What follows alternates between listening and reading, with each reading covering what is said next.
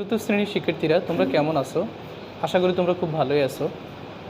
হাজুন children academy কর্তৃক আয়োজিত আমার ঘর আমার বিদ্যালয় অনলাইন ভিত্তিক কার্যক্রমে তোমাদেরকে স্বাগত।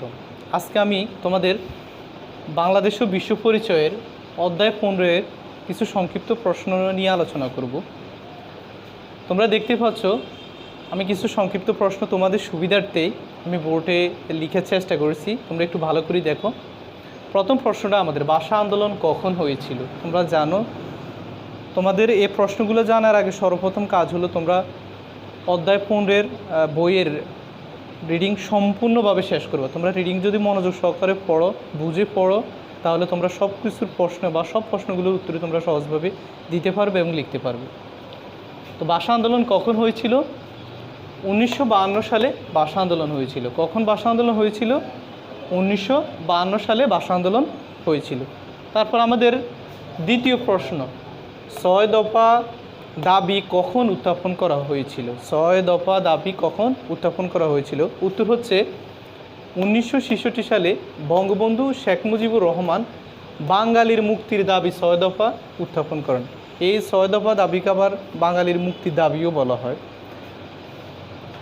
3 নম্বর প্রশ্ন, বাংলার স্বাধীনতা যুদ্ধ কয় মাস স্থায়ী হয়েছিল? তোমরা জানো, বইতে আছে তোমাদের, আর তোমরা এই জিনিসটা খুব ভালো করে জানো যে আমাদের মহান স্বাধীনতা যুদ্ধ আমরা অনেক রক্তের মাধ্যমে পেয়েছি, অনেক আনন্দ সংগ্রামের মাধ্যমে পেয়েছি, আর এই যুদ্ধটা স্থায়ী হয়েছিল প্রায় 9 মাস। তাহলে আমরা প্রশ্ন হচ্ছে বাংলার স্বাধীনতা যুদ্ধ কয় মাস স্থায়ী হয়েছিল?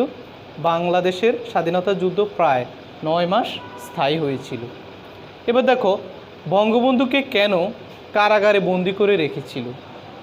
বঙ্গবন্ধু তার আন্দোলন সংগ্রামের জীবনে বহু বছর এই দেশের জন্য, দেশের স্বাধীনতার জন্য অনেক বছর কারাগারে তিনি বন্দী ছিলেন। তো বঙ্গবন্ধুকে কেন কারাগারে বন্দি করে রেখেছিল? উত্তর হচ্ছে 1966 সালে বঙ্গবন্ধু শেখ মুজিবুর রহমান বাঙালির মুক্তির দাবি 6 দফা উত্থাপন করে পূর্ব পাকিস্তানের স্বায়ত্তশাসনের দাবি তোলেন। এই কারণে বঙ্গবন্ধু সহ আরও অনেকের বিরুদ্ধে আগরতলা মামলা দেওয়া হয় এবং তাদের কারাগারে বন্দি করা হয়। আমরা যতটুকু বইয়ের মাধ্যমে জানতে পারছি যে এই 6 দফা দাবির জন্য 1966 সালে বঙ্গবন্ধু সহ প্রায় 35 জনের বিরুদ্ধে মামলা দেওয়া হয় এবং অনেকের যাবজ্জীবন হয়। তাহলে আমরা প্রথমে প্রশ্নটা ভালো করে দেখব, তারপর জেনে শুনে উত্তর দিব। আর তোমরা অবশ্যই প্রশ্নগুলো বোর্ড থেকে দেখবা এবং লিখবা, আর ভালো করে একটু ভাষায় চর্চা করবা। তো আজকে আমার ক্লাস এখানেই শেষ করছি।